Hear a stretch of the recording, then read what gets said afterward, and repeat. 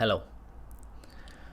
നമ്മുടെ സ്കൂളിലൊക്കെ ഒരുപാട് കുട്ടികൾ കമ്പ്യൂട്ടർ ലാബിലുള്ള കമ്പ്യൂട്ടറൊക്കെ ഉപയോഗിക്കേണ്ടി വരുന്ന സമയത്ത് നമ്മൾ ഫേസ് ചെയ്യുന്നൊരു ഇഷ്യൂ ആണ് എല്ലാ സ്റ്റുഡൻസിനും എല്ലാ കമ്പ്യൂട്ടറിലും ലോഗിൻ ഉണ്ടാക്കുക എന്നുള്ളത്.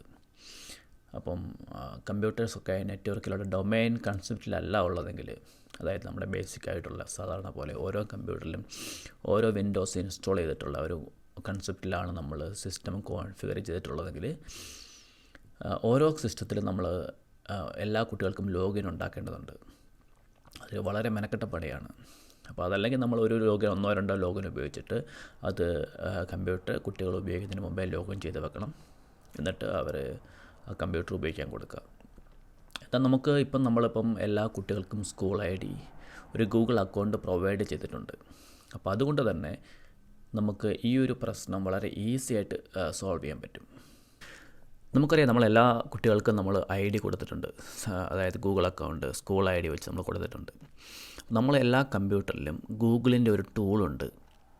GCPW എന്നാണ് അത് പറയുക. GCPW എന്നാണ് അറിയപ്പെടുന്നത്.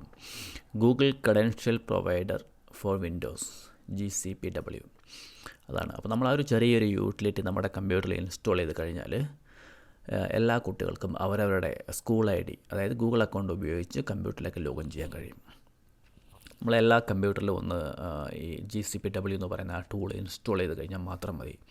ഒരു കുട്ടി വന്നിരിക്കുന്ന സമയത്ത് ലോഗിൻ സ്ക്രീൻ ആണെങ്കിൽ അവിടെ ആ കുട്ടിയുടെ യൂസർ നെയിമും പാസ്വേഡും ഉപയോഗിച്ച് പുതിയൊരു അക്കൗണ്ട്, ആ കമ്പ്യൂട്ടറിൽ ഓൾറെഡി ഉള്ള അക്കൗണ്ട് ഇല്ലെങ്കിൽ ഗൂഗിൾ അക്കൗണ്ട് ഉപയോഗിച്ചിട്ട് ആ കുട്ടിയുടെ യൂസർ നെയിം പാസ്വേഡ് ഉപയോഗിച്ച് ലോഗിൻ ചെയ്യാൻ പറ്റും.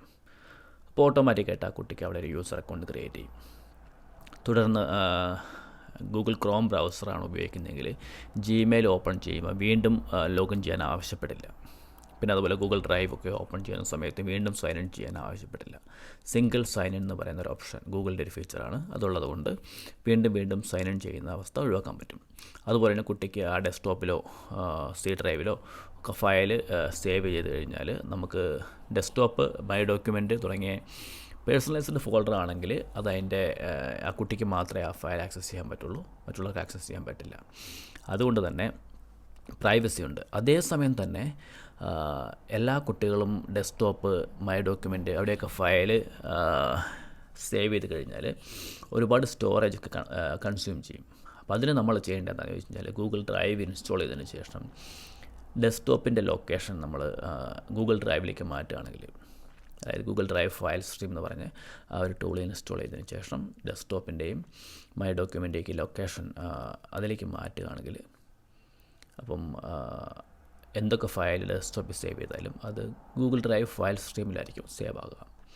അപ്പോൾ 2-3 കമ്പ്യൂട്ടർ ഉണ്ടെങ്കിൽ ഈ കമ്പ്യൂട്ടറിലൊക്കെ നമ്മൾ ഈ Google drive file stream setup ചെയ്തിട്ട് ഡെസ്ക്ടോപ്പിൻ്റെ മൈ ഡോക്യുമെൻ്റ് ലൊക്കേഷൻ ഇതിലേക്ക് വെക്കുകയാണെങ്കിൽ കുട്ടി ഏത് കമ്പ്യൂട്ടർ ലോഗിൻ ചെയ്താലും ഡെസ്ക്ടോപ്പിൽ ഫയൽ ഓട്ടോമാറ്റിക്കായിട്ട് വരും. അപ്പം ഓരോ കമ്പ്യൂട്ടറിലും അവിടെയാണ് സേവ് ചെയ്ത് ഇവിടെയാണ് സേവ് ചെയ്തെന്നൊരു കൺഫ്യൂഷൻ ഉണ്ടാകത്തില്ല. അപ്പം ഈ GCPW എങ്ങനെയാണ് ഇൻസ്റ്റാൾ ചെയ്യുന്നത്, എങ്ങനെയാണ് സെറ്റപ്പ് ചെയ്യുന്നത് നമുക്ക് നോക്കാം. നമുക്കിത് ഇൻസ്റ്റാൾ ചെയ്യുന്ന മുമ്പ് ഇതെങ്ങനെയാണ് വർക്ക് ചെയ്യുന്നത് നോക്കാം. സൈൻ ഇൻ ഓപ്ഷനിൽ 2 ഓപ്ഷനാണ് ഉണ്ടാവുക. ഒന്ന് sign in with your work അക്കൗണ്ടും, അതായത് സ്കൂൾ അക്കൗണ്ട്, പിന്നെ നോർമലായിട്ടുള്ള ഓപ്ഷൻ പാസ്വേഡ് ടൈപ്പ് ചെയ്തിട്ടുള്ളത്. ഇത് ലോഗിൻ ചെയ്യാൻ ക്ലിക്ക് ചെയ്ത് കഴിഞ്ഞാൽ നമ്മുടെ ഗൂഗിൾ ലോഗിൻ വരും. അപ്പോൾ അവിടെ നമ്മുടെ സ്കൂൾ ID ഉപയോഗിച്ച് ലോഗിൻ ചെയ്യുക. അപ്പോൾ ഇവിടെ പാസ്വേഡ് തെറ്റായിട്ടാണ് ടൈപ്പ് ചെയ്യുന്നതെങ്കിൽ നെക്സ്റ്റ് ക്ലിക്ക് ചെയ്യുന്ന സമയത്ത് പാസ്വേഡ് റോങ് ആണെന്ന് കാണിക്കും. അതായത് ഇൻ്റർനെറ്റ് കണക്ഷൻ വേണം എന്നാണ് മനസ്സിലാക്കാൻ കഴിയുക. ഇപ്പോൾ ശരിയായ പാസ്വേഡ് നമ്മൾ ടൈപ്പ് ചെയ്തിട്ട് നെക്സ്റ്റ് ടൈപ്പ് ചെയ്ത് കഴിഞ്ഞാൽ ഫസ്റ്റ് ഗൂഗിൾ ഈ പാസ്വേഡ് കറക്റ്റ് ആണെന്ന് വെരിഫൈ ചെയ്യും. പാസ്വേഡ് കറക്റ്റാണ് ടൈപ്പ് ചെയ്തിരിക്കുന്നതെങ്കിൽ നമ്മളെ ഇത് ലോഗിൻ സ്ക്രീനിലേക്ക് കൊണ്ടുവരും. തുടർന്ന് നമ്മുടെ ഡെസ്ക്ടോപ്പ് ഓപ്പൺ ആയിട്ട് വരും. ലോഗിൻ സക്സസ്ഫുൾ ആയിരിക്കുകയാണ്. നമുക്ക് വീണ്ടും സൈൻ ഓഫ് ചെയ്തിട്ട് നോക്കാം. ഇപ്പോൾ ഒരു പുതിയ യൂസറാണ്, ഈ കമ്പ്യൂട്ടറിൽ ഇതിനു മുമ്പ് ലോഗിൻ ചെയ്തിട്ടില്ല. അഡ്മിൻ നമുക്ക് യൂസർ നെയിം തന്നിട്ടുണ്ട്, നേതൻ എന്നാണ് യൂസർ നെയിം. നമ്മൾ അടിക്കുകയാണ്. അഡ്മിൻ അത് സെറ്റ് ചെയ്തിരിക്കുന്ന സമയത്ത് ഒരു സിമ്പിൾ പാസ്വേഡാണ് തന്നത്. ഫസ്റ്റ് ടൈം ലോഗിൻ ചെയ്യുമ്പോൾ ചേഞ്ച് ചെയ്യാൻ ആവശ്യപ്പെട്ടതുകൊണ്ട് തന്നെ ഇങ്ങനത്തെ ഒരു സ്ക്രീൻ വരും. ഇപ്പോൾ ഇവിടെ സ്ട്രോങ് ആയിട്ടുള്ളൊരു പാസ്വേഡ് സെറ്റ് ചെയ്യണം. ഇനി പുതിയതായിട്ട് ഒരെണ്ണം നമുക്ക് ക്രിയേറ്റ് ചെയ്ത് നോക്കാം. പുതിയ ID ആണ്. ഇതിനു മുമ്പ് ഈ കമ്പ്യൂട്ടർ ലോഗിൻ ചെയ്തിട്ടില്ല. അതുകൊണ്ട് നമ്മൾ ആ പുതിയ ID ഉപയോഗിച്ച് ലോഗിൻ ചെയ്യുന്ന സമയത്ത് നമ്മൾ പാസ്വേഡ് ടൈപ്പ് ചെയ്ത് ലോഗിൻ ചെയ്യുന്ന സമയത്ത് ഫസ്റ്റ് ടൈം ആയതുകൊണ്ട് തന്നെ ഗൂഗിൾ ഇതിൻ്റെ ആ ടേംസ് ആൻഡ് കണ്ടീഷൻസ് ഒക്കെ കാണിക്കും. നമ്മൾ അവിടെ നിന്ന് ആക്സെപ്റ്റ് ചെയ്ത് കഴിഞ്ഞാൽ തുടർന്ന് ചെറിയൊരു വാർണിംഗ് മെസ്സേജ് കാണിക്കും, നമുക്ക് അഡ്മിന് ഇത് മോണിറ്റർ ചെയ്യാനുള്ള ഓപ്ഷൻ ഉണ്ടെന്നുള്ളത്. അതും എഗ്രി ചെയ്ത് കഴിഞ്ഞാൽ അവിടെ ലോഗിൻ സക്സസ്ഫുൾ ആവും. തുടർന്ന് ഇവിടെ പുതിയ യൂസർ ആയതുകൊണ്ട് ആ കമ്പ്യൂട്ടറിൽ ആ യൂസറിനുള്ള സെറ്റിങ്സൊക്കെ ക്രിയേറ്റ് ചെയ്യും. അതായത് യൂസേഴ്സിൽ ഒരു പുതിയ യൂസറിനെ ക്രിയേറ്റ് ചെയ്യും. തുടർന്ന് ആ യൂസറിന് വേണ്ടുന്നുള്ള സെറ്റിങ്സ് ഉണ്ടാവുമല്ലോ, അതായത് desktop folder, my documents, my music, my pictures, പിന്നെ ഒരു യൂസർ പ്രൊഫൈലിന് വേണ്ട എല്ലാ സെറ്റിങ്സും അവിടെ തന്നെ ക്രിയേറ്റ് ചെയ്യും. അതുകൊണ്ട് തന്നെ ഫസ്റ്റ് ടൈം സെറ്റ് ചെയ്യുന്ന സമയത്ത് കുറച്ച് സമയം എടുക്കും ഈ പ്രോസസ്സ്. പിന്നെ അതുപോലെ തന്നെ വിൻഡോസിൻ്റെ കുറച്ച് വിൻഡോസ് 10 ഇത് വന്നിരിക്കുന്നത്. അത് കുറച്ച് പുതിയ ഫീച്ചേഴ്സ് ഉണ്ട്. അപ്പം പ്രൈവസി അങ്ങനത്തെ കുറച്ച് കാര്യങ്ങളൊക്കെ, അപ്പോൾ അത് ചോദിച്ചുകൊണ്ടുള്ള വിൻഡോ ആയിരിക്കും. ചിലപ്പം ഈ പ്രോസസ്സ് കഴിഞ്ഞ ഉടനെ തന്നെ ആ വിൻഡോ വരും. കണ്ടോ ഇവിടെ വന്നിട്ടുണ്ട് അത്. അപ്പോൾ അത് നമുക്ക് വോയിസ് അങ്ങനെയുള്ള ഓപ്ഷൻസ് നമുക്ക് നമ്മുടെ ആവശ്യത്തിനനുസരിച്ച് കൊടുക്കാം. മൈക്രോസോഫ്റ്റ് നമ്മുടെ ലൊക്കേഷൻ കാണാനുള്ള ഓപ്ഷൻ വേണോ, പിന്നെ അതുപോലെ എഴുതാനുള്ള നമ്മുടെ ആവശ്യത്തിനനുസരിച്ച് നമുക്കിത് കോൺഫിഗർ ചെയ്യാം. അപ്പോൾ അത് എസ് ഓ അല്ലെങ്കിൽ നോ കൊടുത്തതിന് ശേഷം നമുക്ക് ആക്സെപ്റ്റ് ചെയ്ത് കഴിഞ്ഞാൽ തുടർന്ന് നമ്മുടെ ഡെസ്ക്ടോപ്പിലേക്ക് വരും. ഫസ്റ്റ് ടൈം ലോഗിൻ ആയതുകൊണ്ട് ഇവിടെ കുറച്ച് സെറ്റിങ്സ് ഒക്കെ ഉണ്ട്. അതായത് ഫോർ എക്സാമ്പിൾ ഇവിടെ ഇപ്പം മൈക്രോസോഫ്റ്റ് എഡ്ജ് ബ്രൗസർ ചേഞ്ച് ആയിട്ടുണ്ട്, അതാണ് കാണിക്കുന്നത്. അപ്പം അങ്ങനെ ആ ഫസ്റ്റ് ടൈം ഉള്ള ആ ഒരു ഇതെല്ലാം മാറിക്കഴിഞ്ഞ് കഴിഞ്ഞാൽ നമുക്ക് ഡെസ്ക്ടോപ്പ് റെഡി ടു യൂസ് ആയിട്ടുണ്ടാവും. അപ്പോൾ ഫസ്റ്റ് ടൈം ആയതുകൊണ്ടാണ് ഈ വിൻഡോ എല്ലാം വന്നിരിക്കുന്നത്. അല്ലെങ്കിൽ ഡയറക്റ്റ് ഡെസ്ക്ടോപ്പിലേക്ക് പോവുകയാണ് ചെയ്യുക. നമുക്കൊന്ന് സെറ്റിങ്സിൽ പോയിട്ട് എന്തൊക്കെയാണ് വന്നിരിക്കുന്നത് നമുക്ക് ജസ്റ്റ് നോക്കാം. യൂസറിൻ്റെ അക്കൗണ്ട് സെറ്റിങ്സിൽ സാധാരണ ഒരു ലോക്കൽ വിൻഡോസ് യൂസർ ക്രിയേറ്റ് ചെയ്യുന്ന സമയത്ത് എന്തൊക്കെയാണ് വന്നിരിക്കുന്നത് അതൊക്കെ തന്നെയാണ് ഇവിടെ വന്നിരിക്കുന്നത്. അക്കൗണ്ട്സ് ഓപ്പൺ ചെയ്യുകയാണെങ്കിൽ ഈ ഒരു യൂസറിനെ മാത്രമേ നമുക്ക് കാണാൻ കഴിയുന്നുള്ളൂ, മറ്റുള്ള യൂസേഴ്സിനൊന്നും കാണാൻ പറ്റുന്നില്ല. അതായത് അഡ്മിനിസ്ട്രേറ്റർ അല്ല, ഒരു സാധാരണ യൂസറായിട്ടാണ് ഈ അക്കൗണ്ട് ക്രിയേറ്റ് ചെയ്തിരിക്കുന്നത്.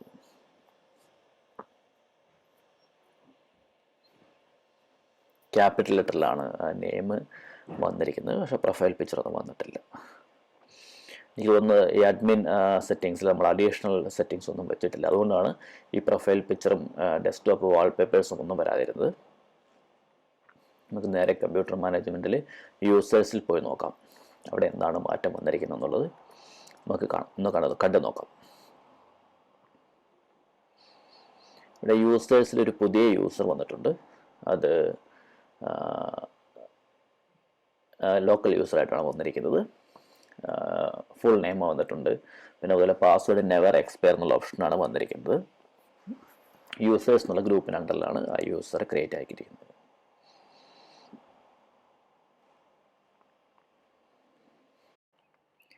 നമുക്കിനി ലോഗ് ഓഫ് ചെയ്തിട്ട് അഡ്മിനിസ്ട്രേറ്റർ അക്കൗണ്ടിൽ കയറി നോക്കാം എന്തൊക്കെ ചേഞ്ചസ് ആണ് വന്നിരിക്കുന്നത്. ഇവിടെ യൂസർ അക്കൗണ്ട് ക്രിയേറ്റ് ആയിട്ടുണ്ട്, ആ യൂസറിൻ്റെ പേരൊക്കെ കാണിക്കുന്നുണ്ട്. നമുക്കിനി അഡ്മിൻ അക്കൗണ്ടിലേക്ക് ഒന്ന് ലോഗിൻ ചെയ്ത് നോക്കാം. അഡ്മിൻ അക്കൗണ്ട് ആയാലും സെയിം ലോഗിൻ സ്ക്രീൻ തന്നെയാണ് വരുന്നത്, മാറ്റമൊന്നുമില്ല. പാസ്വേഡ് ടൈപ്പ് ചെയ്ത് കഴിഞ്ഞാൽ നമുക്കത് വെരിഫൈ ചെയ്യുന്നു. തുടർന്ന് ലോഗിൻ പ്രോസസ്സ് നടക്കുകയാണ്.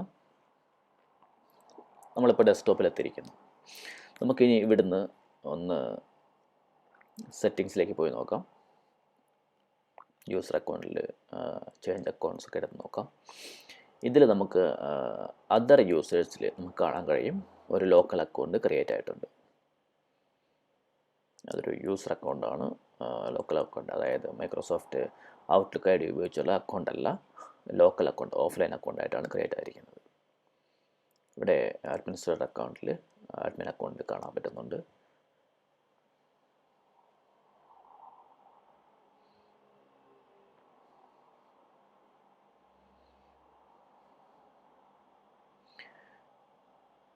ഇവിടെ ഞാൻ Google drive file stream install ചെയ്തിട്ടുണ്ട്. അപ്പോൾ അതിൻ്റെ സെറ്റിങ്സിൽ അതിൻ്റെ ലൊക്കേഷൻ നമുക്ക് കാണാനും ആവശ്യമുണ്ടെങ്കിൽ ചേഞ്ച് വരുത്താനും പറ്റും. ഇതിപ്പം ഈ ഡ്രൈവിലാണ് വന്നിരിക്കുന്നത്.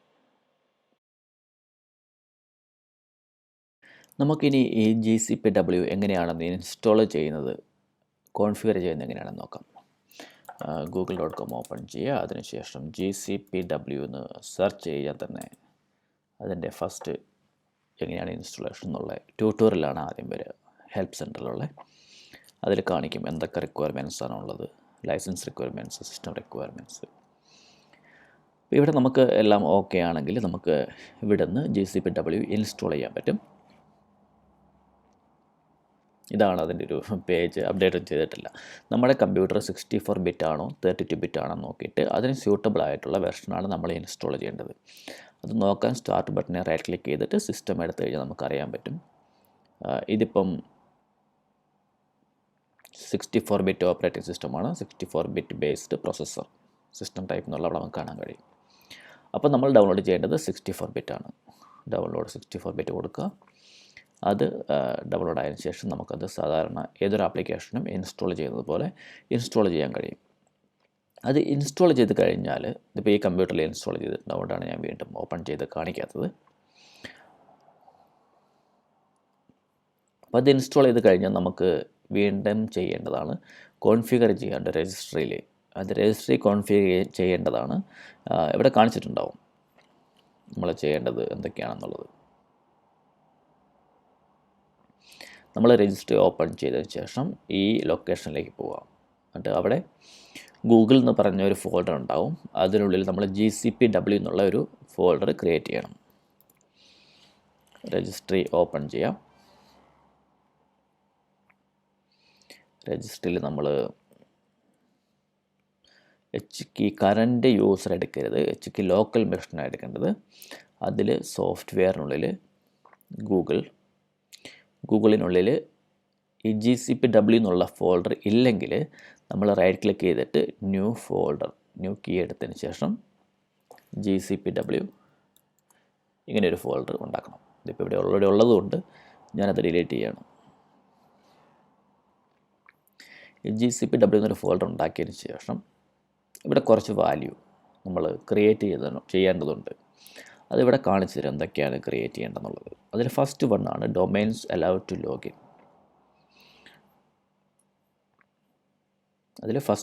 ഡൊമൈൻ അലൗഡ് ടു ലോഗിൻ എന്നുള്ളത്.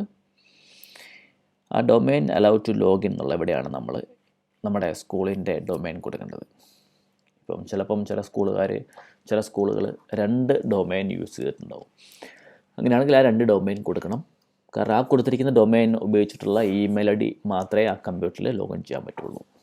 ഇപ്പോൾ ഇവിടെ ഒന്നിൽ കൂടുതൽ വേണമെന്നുണ്ടെങ്കിൽ അത് ഓരോ കോമ ഇട്ടതിന് ശേഷം കൊടുത്താൽ മതി. ഇങ്ങനെ കൊടുത്താൽ മതി. അങ്ങനെയാണെങ്കിൽ മാത്രമേ ആ യൂസേഴ്സ് ഇവിടെ ലോഗിൻ ചെയ്യാൻ പറ്റുള്ളൂ. അത് ഡൊമൈൻസ് അലൗഡ് ടു ലോഗിൻ എന്നുള്ളതാണ്. പിന്നെ എനേബിൾ DM എൻറോൾമെൻറ്റ് എന്നുള്ളതാണ്. അത് ഓൺ ചെയ്യേണ്ട ആവശ്യമില്ല. എനേബിൾ മൾട്ടി യൂസർ ലോഗിൻ എന്നുള്ളത് വാല്യൂ 1 ആയിരിക്കണം. ഇതെങ്ങനെയാണ് ക്രിയേറ്റ് ചെയ്യുന്നത്, അതായത് ഈ വാല്യൂ ഇവിടെ ഇല്ലെങ്കിൽ എങ്ങനെയാണ് ക്രിയേറ്റ് ചെയ്യുന്നുള്ളത് നോക്കാം. അപ്പോൾ ഞാൻ ഇത് ഡിലീറ്റ് ചെയ്യുകയാണ്. റൈറ്റ് ക്ലിക്ക് ചെയ്യുക. ന്യൂ 64 ബിറ്റ് കമ്പ്യൂട്ടർ ആയതുകൊണ്ട് ഞാൻ 64 ബിറ്റ് എടുക്കുന്നു. അതിൻ്റെ പേരാണ് എനേബിൾ മൾട്ടി യൂസർ ലോഗിൻ എന്നുള്ളത്. അതിൻ്റെ വാല്യൂ 1 കൊടുക്കുക, അതായത് മൾട്ടി യൂസർ എനേബിൾ ചെയ്യണം എന്നുള്ളത്. പിന്നെ ഇവിടെയാണ് വാലിഡിറ്റി പീരിയഡ് ഇൻ ഡേയ്സ് എന്നുള്ളത്. അതായത് ഈ കമ്പ്യൂട്ടർ ഇപ്പം ഇൻ്റർനെറ്റ് കണക്ഷൻ ഇല്ലാതെ ഇരിക്കുകയാണെന്ന് വിചാരിക്കുക. ഇന്നിപ്പം ഇൻ്റർനെറ്റ് കണക്ഷൻ ഡിസ്കണക്റ്റ് ആയിപ്പോയി. അപ്പോൾ തുടർന്ന് എത്ര ദിവസത്തേക്ക് ഇൻ്റർനെറ്റ് കണക്ഷൻ ഇല്ലാണ്ട് ഈ കമ്പ്യൂട്ടറിൽ യൂസേഴ്സിന് ലോഗിൻ ചെയ്യാൻ സമ്മതിക്കണം എന്ന് പറയുന്നൊരു ദിവസമാണ്. അപ്പോൾ ഞാനിവിടെ ദിവസത്തിൻ്റെ എണ്ണം കൊടുത്തിരിക്കുന്നത് 1 ആണ്.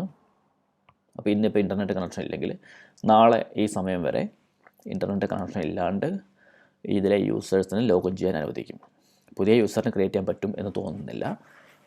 അപ്പം ഓൾറെഡി ഉള്ളവർക്ക് അവരുടെ പാസ്വേഡ് ഉപയോഗിച്ച് ലോഗിൻ ചെയ്യാൻ കഴിയും. പക്ഷേ നാളെ ഇതേ സമയമാവുന്ന സമയത്ത് അവരോട് ഗൂഗിൾ ഓൺലൈൻ ലോഗിൻ ചെയ്യാൻ ആവശ്യപ്പെടും. അതാണ് ഈ സെറ്റിങ്സ്. പിന്നെ നമ്മൾ ചെയ്യേണ്ടതാണ് ഈ കറൻറ്റ് യൂസർ, ഇവിടെ യൂസേഴ്സ് എന്നൊരു ഫോൾഡർ ഉണ്ടാക്കണം. അതിനുശേഷം കറൻറ്റ് വിൻഡോസ് യൂസറിൻ്റെ ID, വിൻഡോസ് പ്രൊഫൈൽ ഐഡിയാണ്. ആ പ്രൊഫൈൽ ID അതിൽ ഒരെണ്ണം നമ്മളിവിടെ ക്രിയേറ്റ് ചെയ്തിട്ട് ഇമെയിൽ ഐ ഡി ഇവിടെ കൊടുക്കണം. ഇതിപ്പം ഈ കമ്പ്യൂട്ടറിൽ കറണ്ട് അഡ്മിൻ ലോഗിൻ ഇതായിരുന്നു.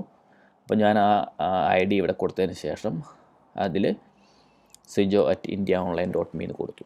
അപ്പോൾ അതിൻ്റെ കൂടെ എന്താണെന്ന് ചോദിച്ചു കഴിഞ്ഞാൽ ഇത് GCPW നമ്മൾ ഇൻസ്റ്റാൾ ചെയ്തതിന് ശേഷം നമ്മൾ അതിൻ്റെ കൂടെ എന്താണെന്ന് ചോദിച്ചു കഴിഞ്ഞാൽ നമ്മളിപ്പം കറൻറ്റ് യൂസറിനെ നമ്മൾ ഈ ഐ ഡിയിലേക്ക് ലിങ്ക് ചെയ്യുകയാണ്. അപ്പോൾ അത് ചെയ്തിട്ടില്ലെങ്കിൽ എന്താ പ്രശ്നം എന്ന് ചോദിച്ചാൽ കറൻറ്റ് അഡ്മിനിസ്ട്രേറ്റർ അക്കൗണ്ട് അടക്കിയിരിക്കും. പിന്നെ ഈ ഒരു ഇമെയിൽ ഐ ഡിക്ക് വേണ്ടിയിട്ട് വേറൊരു പ്രൊഫൈൽ ഉണ്ടാക്കണം. ഈ ഒരു പ്രോസസ്സ് വഴി നമ്മൾ ചെയ്യുന്നത് എന്താണെന്ന് വെച്ച് കഴിഞ്ഞാൽ current Windows login I D administrator I ഡിയിലേക്ക് നമ്മൾ ഈ ഗൂഗിൾ അക്കൗണ്ട് ലിങ്ക് ചെയ്ത് കൊടുക്കുകയാണ്.